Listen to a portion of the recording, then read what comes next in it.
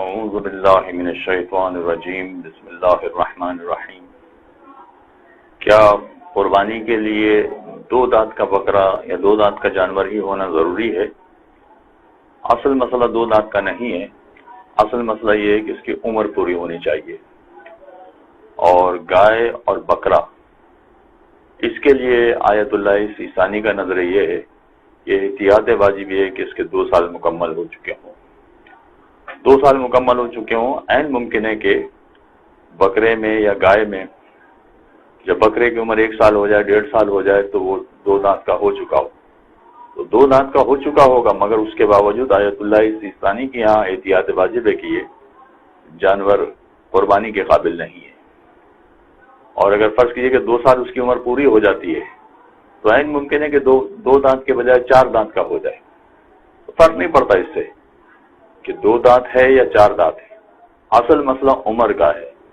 بکرے کی عمر 2 سال، گائے کی عمر 2 سال، اور اگر بھیڑ یا دمبے ہیں تو اس کی عمر 7 مہینے پورے ہو چکے ہیں، اور یہ 7 مہینے پورے ہو چکے ہوں، عین ممکن ہے کہ اس میں 7 مہینے میں یہ بھیڑ 2 دانت کی بنی نہ ہو ابھی، مگر اس کے باوجود اگر اس کی عمر پوری ہو گئی، یعنی 7 مہینے پورے ہو گئے تو اس جانور کی قربانی ہو سکتی ہے۔ اب ایک بنیادی مسئلہ یہ رہتا ہے کہ ہمیں کیسے پتہ چلے کہ یہ بکرا 2 سال پورے کر چکا ہے یا نہیں، گائے 2 سال کی ہو گئی یا نہیں، ہمیں کیسے پتہ چلے؟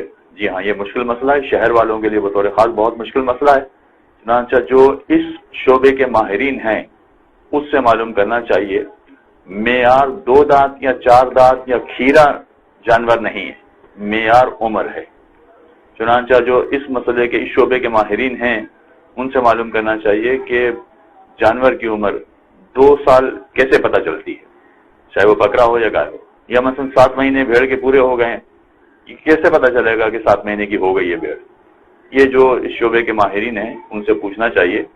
ہو سکتا ہے کہ شہر والوں کے لیے دشوار ہو، مگر ان کے لیے کوئی دشواری نہیں ہوگی۔